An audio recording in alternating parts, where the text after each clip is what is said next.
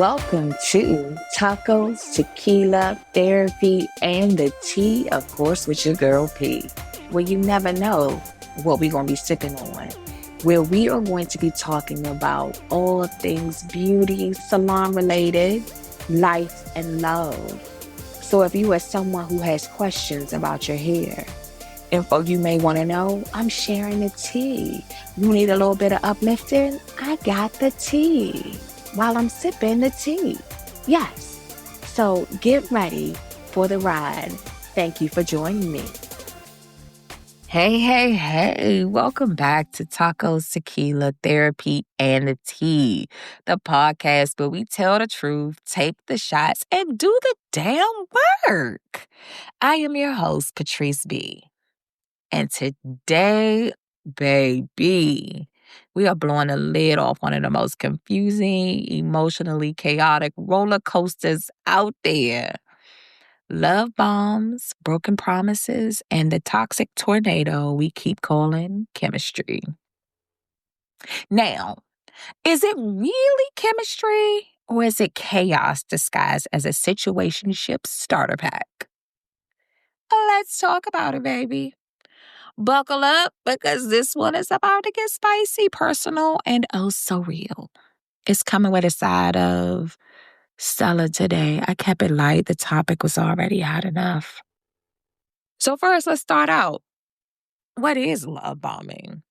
Let's break it down. Love bombing is when someone comes in hot, compliments you, gives you gifts, romantic gestures, all that I've never felt this way before energy. And it's fast as hell. It's intense. It's dreamy. Honey, but behind the scenes, it's not always about love. Sometimes it's about control. Well, we always think about love bombing in its extremes. Extreme love bombing probably looks like booking trips too early, talking marriage after 2 weeks, texting nonstop, and getting mad if you don't respond immediately, all masked as, I'm just caring. But the subtle kind, because there are some subtle ways that love bombing happens that we don't really think about. And this is where it just gets a little tricky because it's so subtle. I love how outspoken you are. And then later they say that's too much or they don't like it. You're independent until they start guilt tripping you for working too late or not needing them. Trauma dumping too soon to create fake intimacy. Mirroring all your interests too perfectly. And I'm going to tell you, I had a motherfucker that was willing to be like, hey, what you doing? And I'm telling you, when they ain't got no friends and they trying to do all this you do, please go on about your business. Saying I need you after 3 dates and guilting you for needing space. Baby, that's not romance. That's a red flag wrapped in a love song.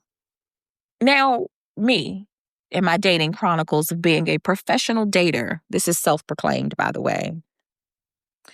Self-proclaimed professional dater, I've met my fair share of love bombs and breadcrumbers.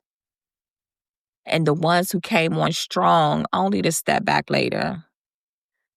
Sidebar. My not-so-midget, a.k.a. my son, said something hilarious in a conversation about ghosting.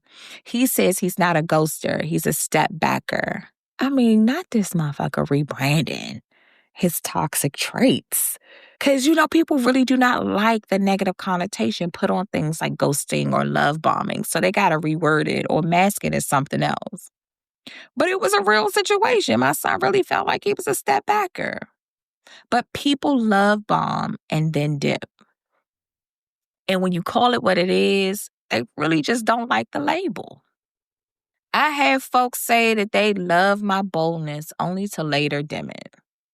They don't like the fucking light, which is crazy as hell. They love my hustle and they complain about my damn schedule. That's when you realize it wasn't really you they loved. It was the fantasy of who you could be for them. And that happens. Because initially it looked good till I get on their damn nerves.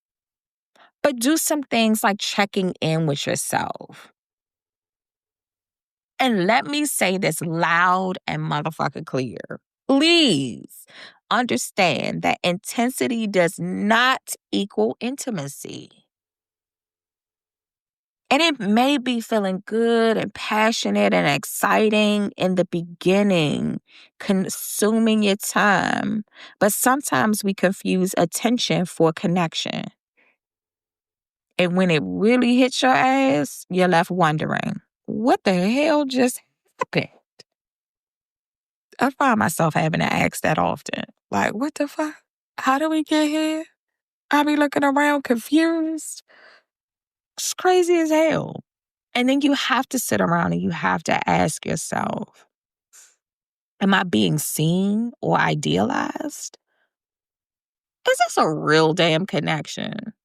Or am I reacting to how much they need me? Do I feel flattered or do I feel safe? And that's a big one for me because I really need to feel safe in the connection. I get all the shits. Oh, you're beautiful. You're this, you're that. But then they'll turn around and do things that make you feel unsafe in the connection.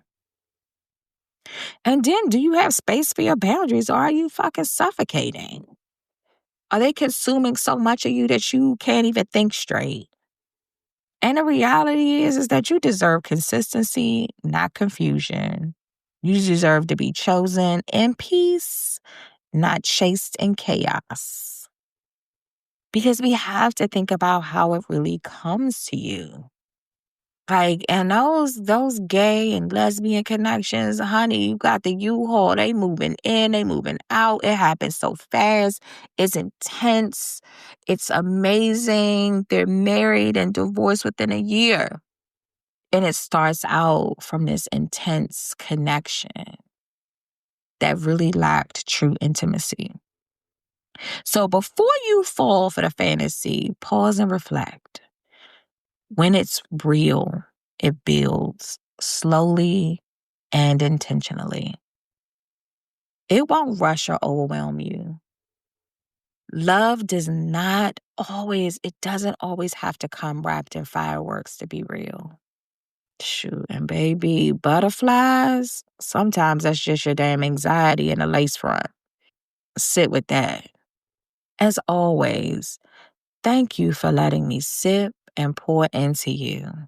I do not take your time lightly, of course, and I hope you pour back into yourself just as much.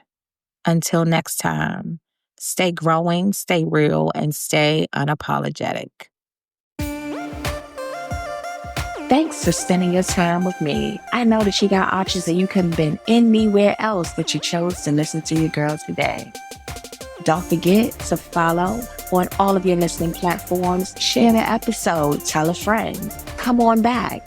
You can follow me on Instagram under Patrice Starr or the salon, which is the Design Studio _MD. I do have a website, and that is the Design Studio MD, and that MD is like marylandodoctor.com. And we are on all of your listening platforms. We'll see you on the next Tuesday for some tacos, tequila, therapy, and the chi. Till next time.